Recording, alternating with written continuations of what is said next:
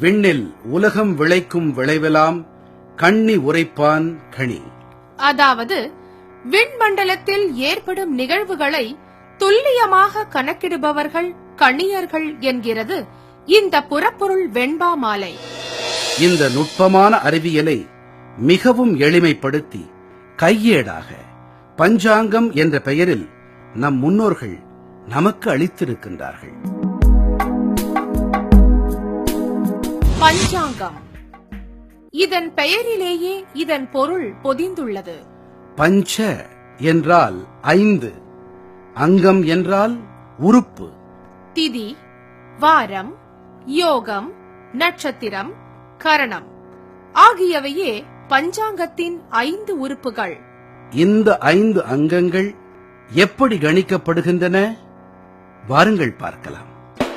வாரம், காலத்தை கணிக்க நம் முன்னோர்கள் சூரியன், சந்திரன், நட்சத்திர கூட்டங்கள் மற்றும் பார்வைக்கு எட்டிய பிரதான கோள்களான செவ்வாய், புதன், வியாழன், வெள்ளி, சனி ஆகியவற்றை பயன்படுத்தினார்கள். பூமியில் உயிர்கள் வாழ ஆதாரமான சூரியன், அதிலிருந்து ஒளி பெறும் சந்திரன், அதன்பின் செவ்வாய், புதன், வியாழன், வெள்ளி மற்றும் மெதுவாக நகர்ந்து செல்லும் சனியுடன் 7 கோள்களின் பெயரில் வரிசையாக 7 நாட்களை அமைத்து வாரம் என்று பெயரிட்டனர். இந்த 7 நாட்கள் கொண்ட வாரம் பஞ்சாங்கத்தின் ஒரு அங்கம். நட்சத்திரம், சந்திரன் பூமியை சுற்றி வருகிறது. ஒருமுறை சந்திரன் பூமியை சுற்றி வர 27.3 நாட்கள் ஆகிறது. ஒவ்வொரு நாளும் சந்திரன் ஒரு நட்சத்திர கூட்டத்துடன் சேர்ந்து காணப்படும். இந்த நட்சத்திர கூட்டமே அந்த நாளின் நட்சத்திரம் எனப்படுகிறது. அரைட்டிஸ் பீட்டா மற்றும் அரைட்டிஸ் காமா என்ற நட்சத்திரங்கள் சந்திரனுடன் சேர்ந்து பயணிக்கும் நாள் அஸ்வினி நட்சத்திரம் ஆகும். இந்த திரையில் சந்திரனுடன் 35, 39 மற்றும் 41 அரைட்டிஸ் நட்சத்திர கூட்டங்கள் சேர்ந்து காணப்படுகின்றன.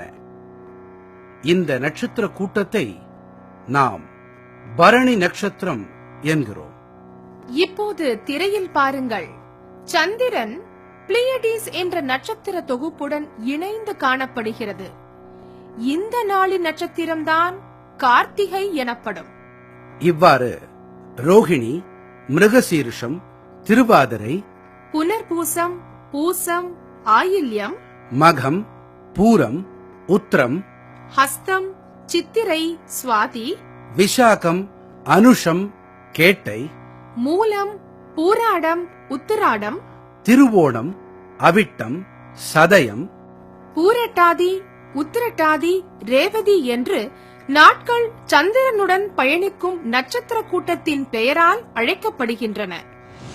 திதி, அமாவாசையன்று சந்திரன் நம் கண்களுக்கு தெரியாது. படிப்படியாக சந்திரன் வளர்ந்து பௌர்ணமி அன்று முழு நிலவாக ஒளிர்கிறது. சந்திரன் வளரும் பருவத்தை வளர்பிறை, அதாவது சுக்லபக்ஷம் என்று அழைக்கிறோம். பௌர்ணமியில் இருந்து சந்திரன் படிப்படியாக தேய்ந்து அமாவாசை அன்று மறைந்து விடுகிறது. இந்த பருவத்தை தேய்பிறை, அதாவது கிருஷ்ணபக்ஷம் என்று கூறுகிறோம். அமாவாசை அன்று சந்திரனும் சூரியனும் ஒரே பாதையில், அதாவது 0 டிகிரியில் இருக்கின்றன.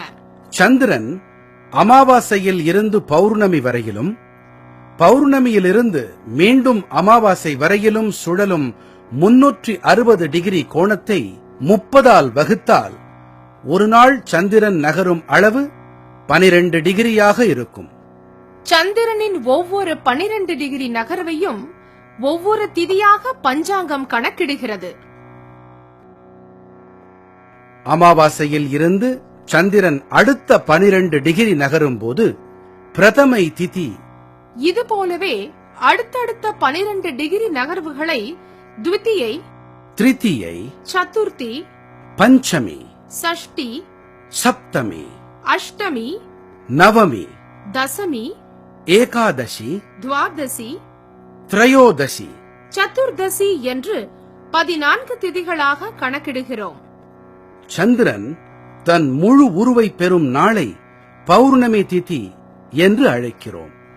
இதுபோலவே சந்திரனின் தேய்பிறை திதிகளும் பிரதமை, த்விதியை, திருதியை என்று இதே வரிசையிலேயே அழைக்கப்படுகின்றன. கர்ணம், பூமி தன்னைத்தானே ஒருமுறை சுற்றி வர எடுத்துக்கொள்ளும் கால அளவு 24 மணி நேரம். இதையே 60 நாழிகை என்று பஞ்சாங்கம் கணக்கிடுகிறது. சூரிய உதயத்தில் இருந்து அடுத்த சூரிய உதயம் வரை உள்ள இந்த கால அளவே ஒரு நாள் என்று பஞ்சாங்கத்தில் கணக்கிடப்படுகிறது. இதன் அடிப்படையில் ஒரு நாழிகை என்பது 24 நிமிடம் ஆகும். ஒரு நாழிகையில் பூமி 6 டிகிரி சுற்றுகிறது. பூமியின் ஒவ்வொரு 6 டிகிரி சுழற்சியையும் கர்ணம் என்று பஞ்சாங்கம் குறிப்பிடுகிறது. யோகம், அமாவாசையில் இருந்து சந்திரன் நகரும் போது சந்திரன் மற்றும் சூரியன் இடையே ஏற்படும் ஒவ்வொரு 13.2 டிகிரியும் யோகம் என்று அழைக்கப்படுகிறது. ஒரு முழு வட்டமான 360 டிகிரியை சந்திரன் இப்படி சுற்றி வரும்போது 27 யோகங்கள் ஏற்படுகிறது.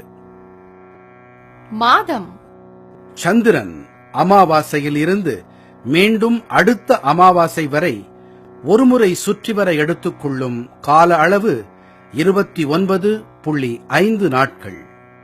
இதையே சில பஞ்சாங்கங்கள் மாதம் என்று அழைக்கின்றன. இதன் அடிப்படையில் ஒரு ஆண்டு என்பது 354 நாட்களை கொண்டதாக அமைகிறது. ஆனால் பூமி சூரியனை ஒரு முறை வலம் வர 365.24 நாட்கள் ஆகிறது. இந்த கணக்கில் உள்ள வேறுபாட்டை 3 ஆண்டுகளுக்கு ஒருமுறை அதிக மாசம் என்ற பெயரில் பஞ்சாங்கம் சரி செய்கிறது. இந்த முறையை சந்திரனை மட்டுமே மையமாக கொண்டு கணக்கிடும் பஞ்சாங்கங்கள் பின்பற்றுகின்றன. ஆனால் நம் தமிழ் பஞ்சாங்கங்களோ சூரியன் ராசிக்குள் நுழையும் நாளை வைத்து மாதங்களை கணிக்கின்றன. ராசி, வானவெளியில் கிரகங்கள் சஞ்சரிக்கும் பாதையில் இருக்கும் நட்சத்திர தொகுப்புகள், அதாவது கான்ஸ்டலேஷனை மையமாக வைத்துத்தான் காலம் கணிக்கப்படுகிறது. இந்த அடிப்படையில் இந்த பாதையில் இடம்பெறும் 27 நட்சத்திர கூட்டங்கள் தான் பஞ்சாங்கத்தில் நட்சத்திரங்களாக குறிப்பிடப்படுகிறது. இவை 12 ராசிகளாக பிரிக்கப்பட்டு அந்த நட்சத்திர தொகுப்பின் வடிவத்தின் பெயரால் அழைக்கப்பெறுகிறது. ஆடு போன்ற அமைப்பை கொண்ட நட்சத்திர கூட்டம் மேஷம், மாடு போன்ற அமைப்பில் உள்ள நட்சத்திர கூட்டம் ரிஷபம், மிதுனம், கடகம், சிம்மம், கன்னி, துலா, விருச்சிகம், தனுசு, மகரம், கும்பம், மீனம். இந்த ராசிகளில் சூரியன் சஞ்சரிக்கும் கால அளவே ஒரு மாதம் ஆகும்.